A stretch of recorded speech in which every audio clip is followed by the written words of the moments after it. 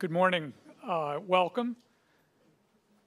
I'm Bill Antholis. I'm the managing director at Brookings, and I'm particularly delighted to have been asked to welcome you today because this issue is one that I've followed over the years and had quite recently direct experience with, and have followed it more closely since, and am thrilled to see the work that our Metro program has done.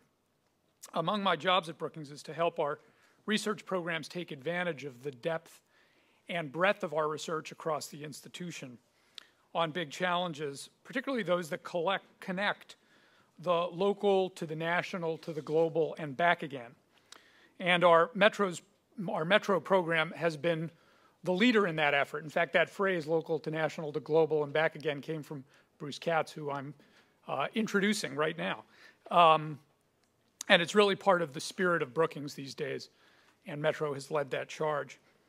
In an increasingly global world where products are made, and which countries benefit is obviously a complicated matter. It is, of course, a legitimate question with unemployment persistently high and growing levels of inequality.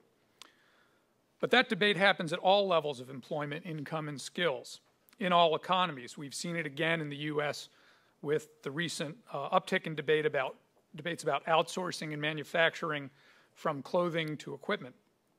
But it also takes place at higher levels of employment and skills, including those of insourcing.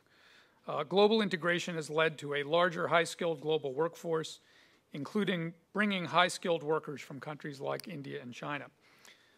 And as I said just a minute ago, I felt this directly earlier this year where I was in South India, and I happened to be there during the President's State of the Union address. Like many Indians, I was up at 7:30 a.m. to watch the address. And many groaned, I'm sure, when the President made a point of calling for efforts to limit outsourcing. Yet earlier in the week, local newspapers had been abuzz with his weekly radio address, in which he gave many Indians hope that he was ready to open America's doors further to tourists, foreign students, and fledgling entrepreneurs. So it's clear that the U.S. and the world has benefited enormously from the intellect of educated and enterprising people from emerging markets such as India. The expanding global pool of ambitious and educated people has provided a significant opportunity for innovation both abroad and in the United States. Obviously, demand for higher education is high in places like India and China. Prime Minister Manmohan Singh has been prompted to promise 1,000 new institutions of higher learning in that country, but that won't happen anytime soon. The U.S. higher education system is still considered the best in the world, and foreign nationals flock here to take advantage of it. Half of all doctorates in the U.S. in the STEM fields are granted to foreign nationals, and many foreign educated workers come already with some of those skills and bring strong credentials and a drive to succeed. Both China and India have provided high-tech workers to America's economy through the H-1B visa program. That program does not just abstractly link these countries to America, it actually links concrete places there to concrete places here.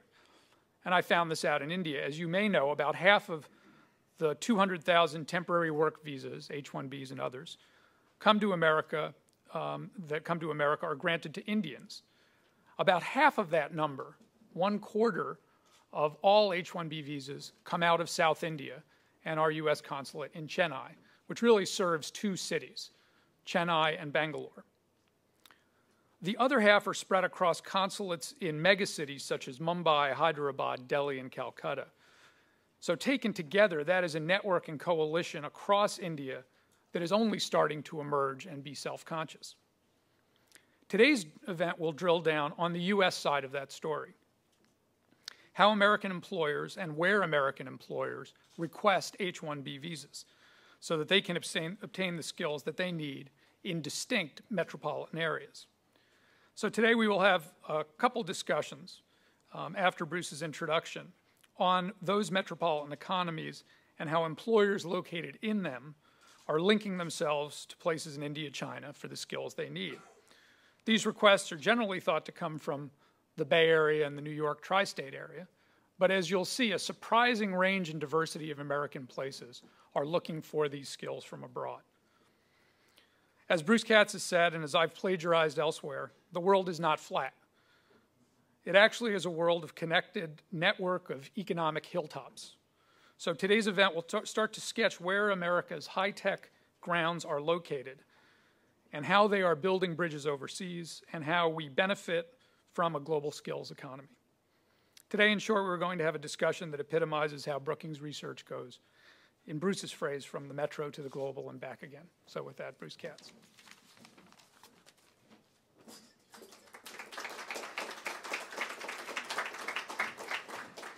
Good morning, everyone.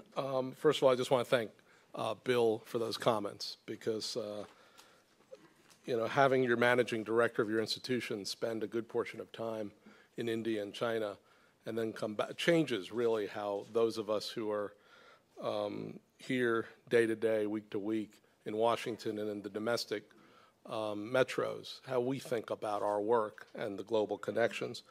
I also want to congratulate Neil Ruiz and Jill Wilson and Shamali Chattery for exceptional work. To take a report like the one that has been put out today from start to finish with all the data complexities and all the analytic complexities is like a boot camp. And I think they've just done a phenomenal job. So thank you for that. Some context. This report is part of a broader initiative called the Global Cities Initiative, which is a joint product of Brookings and J.P. Morgan Chase. And it starts with a particular perspective on a macro growth model and then takes it down to the metro level. And the growth model that we've tried to sort out over the past several years has been boringly consistent. Post-recession, the U.S. must pursue a different kind, shape a different kind of economy, one that's fueled by innovation, one that's powered by low carbon, one that's driven by exports and global engagement, one that's rich with opportunity. So that's a different kind of vision than the economy we had pre-recession, which was primarily characterized by consumption and debt. Try to export more, waste less, innovate in what matters, produce and deploy more of what we invent, actually build an economy that works for working families. There is no American economy. What we really have is a network of metropolitan economies. And in this country, 100 metros, 12% of the land mass, 2/3 of our population, 3/4 of our GDP. All of our metropolitan areas together, 84% of the population, 91% of the GDP. These metros pack a powerful punch. And that's why at Brookings what we've tried to do is to unveil the particular assets, the distinctive competitive advantages of each of these metropolitan areas. So what's the fuel, what's the way to get to the next economy? It's obviously skilled workers, not only to generate new ideas, but to produce the advanced goods and services that are going to keep our firms competitive. This places us not only in the competition for customers, but in an increasingly mobile and fluid world, in a competition for the best talent that the world has to offer. The H-1B visa program today is just a piece of that. It holds tremendous potential, not only in attracting skilled workers from abroad, but in a less well understood portion of the program, upgrading the skill levels of America's workforce to meet the demand in the future. We've got some big challenges, as the report spells out. Most of the recent growth in bachelor's degrees granted by U.S. institutions have not been in the STEM fields, science, technology, engineering, and mathematics. But jobs in these fields are projected to grow considerably faster than other jobs over the next 10 years. So we've got some big skills mismatch issues between the skills of our colleges and universities that they're providing and the skills our future employers will seek. So H-1B, is critical to help our firms remain competitive. Obviously, that's a macro perspective. That's how most of these conversations tend to happen in Washington, the macro, the big picture. We're taking it from macro to metro, given what I said before, that these metros power our economy and they have very distinct assets.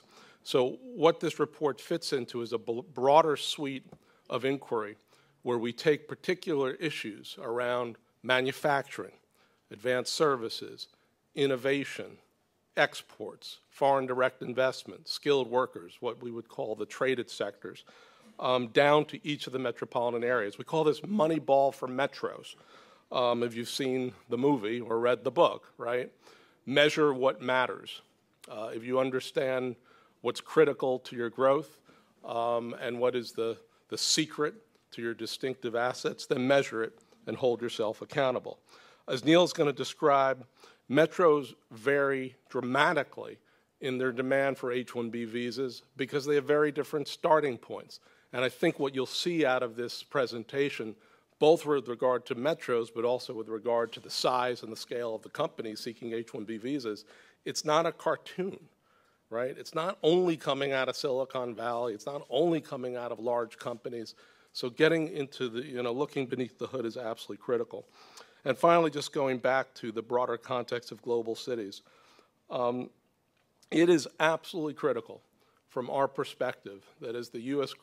goes forward, at the national scale, but frankly at the city and metro scale, where the economy actually concentrates, agglomerates, and locates, that U.S. cities and metros begin to relate in a more systematic and structured way with their trading counterparts. The world essentially is evolving as a network of trading cities with a seamless migration of people, goods, capital, ideas, and services flowing back and forth. And H-1B visas sort of fits in that, and the India story that Bill was playing out is fundamentally emblematic of that. So that's the context. It's a broader context about how the country writ large moves to a different kind of growth post-recession and how metros power and fuel and lead that transition. And with that, I'm going to introduce Neil Ruiz, Senior Policy Analyst, Associate Fellow at the Brookings Metro Program, co-author of this report, and he'll walk us through the findings. Thanks.